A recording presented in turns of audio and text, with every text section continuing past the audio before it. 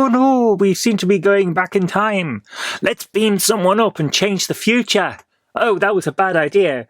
Let's beam another person up as well. That might help. No, it's all gone wrong. We'll have to beam them back down, but we'll do it in a really contrived manner. That doesn't make any sense. That sounds very logical, Captain. Does it? Well, we better make it even stupider then. Hello and welcome to another episode of TrekHammer, where we're talking about every single episode of Star Trek from the beginning right through to the modern day. This time, we're talking about episode 19 of the original series, Tomorrow is Yesterday.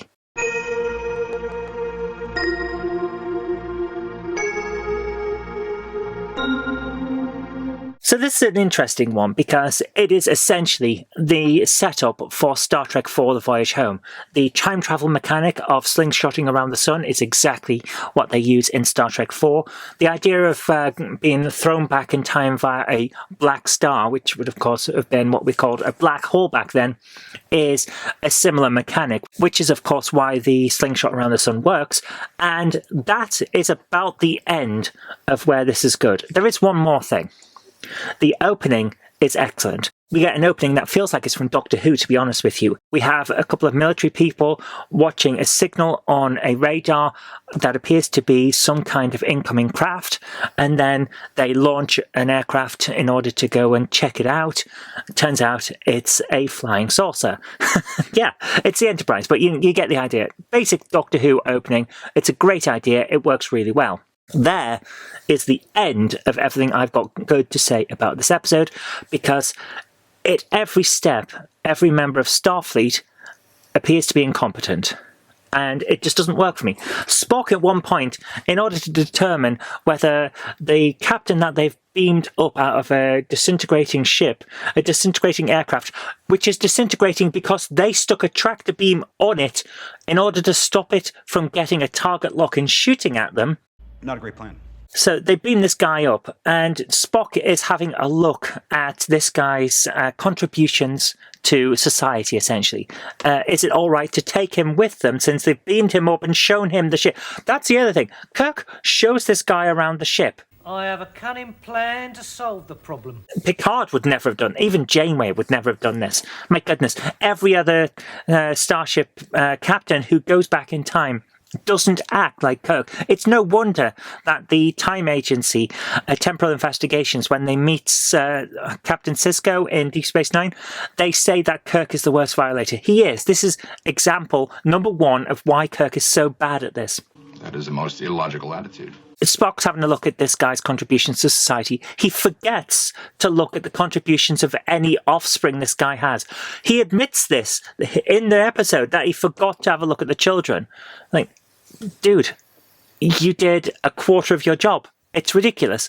That doesn't work for me. Even McCoy points out in the episode that this is unlike what Spock would normally do. I don't think this is a very well-written episode, and that's a prime example of it. Then they start beaming more and more people down onto the planet, onto Earth, to have a look around some military bases to get the information that this guy's aircraft recorded. So all of the transmissions he made back to the radar station that he was launched from, all of the photographs that his little aircraft took of the Enterprise, they've got to go and get back. Yeah, that's great. That's perfectly fine for an idea. But they keep getting stopped, they keep getting questioned, more and more people keep seeing them. This really doesn't work for me. They beam down in their uniforms. They don't even try and disguise themselves. They should have on record what military uniforms of the time look like. Picard has them. We see in several episodes of Next Generation when they go back in time, or even Star Trek First Contact where they go back in time, he is able to call up from the computer's database what the clothing of the area would look like so he can dress appropriately. Kirk doesn't even bother. They beam down in uniform. It's ridiculous. They get questioned. Records are made, so they have to go and get the records now of when they're getting questioned. Things like that. It just keeps building and building and building until it's a complete mess.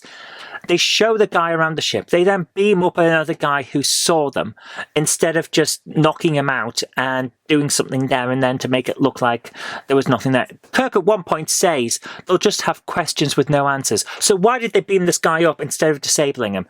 It doesn't make sense.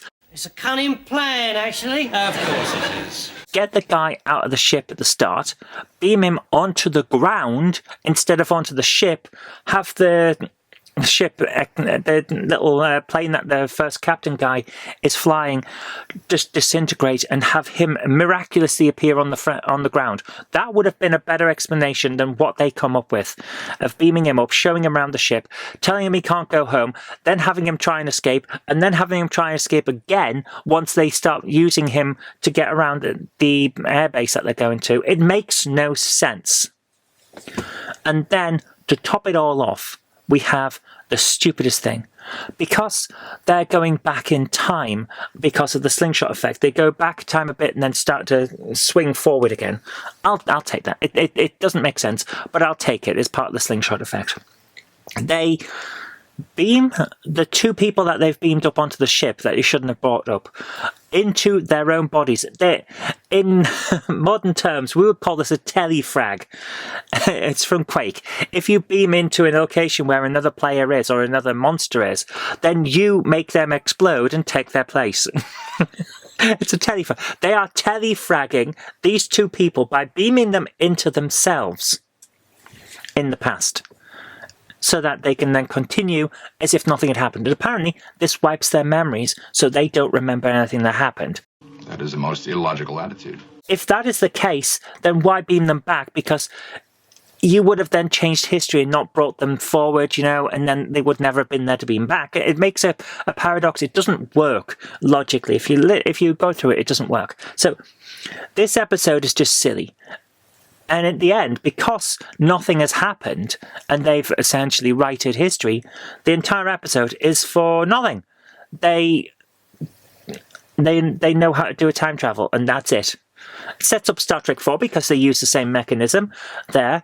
But aside from that, there's no real need for the episode, and it's just stupid. They keep having problems. The computer gets a personality, and that's a problem and the source of several jokes.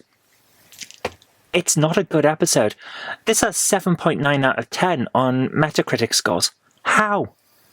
It's stupid. It makes no sense. And it's a very silly episode, sandwiched between two great episodes. We'll talk about the next episode next week, of course. But I just don't get it. It's not good. So I can't give it a high score because it doesn't merit one, in my view. I don't think it's held up very well. It's very silly, and it's not logical. So I'm going to give it a warp factor of 5.0 out of 10. Warp factor 5, Mr. Seeley. I'm sorry, it's not good. It's just how it is. Do you disagree with me? Apparently plenty of people do. It's got a much higher score on Metacritic than I'm giving it. But if there is a disagreement, let's have a discussion about why in the comment section down below. But until next time, I've been Zoe Kirk Robinson. You've been watching TrekHammer quick reviews on every episode of Star Trek. I'll say take care and live long and prosper, and I'll see you next time. If you like the show, please consider supporting me on Patreon. It really does help create future videos. That's patreon.com/Zoe Kirk Robinson. And I've got an extra special thanks going out to Chief89, Sam Yates, Retro Mickey 82, Mo Henry, and George Bortorini. Thank you so much, guys.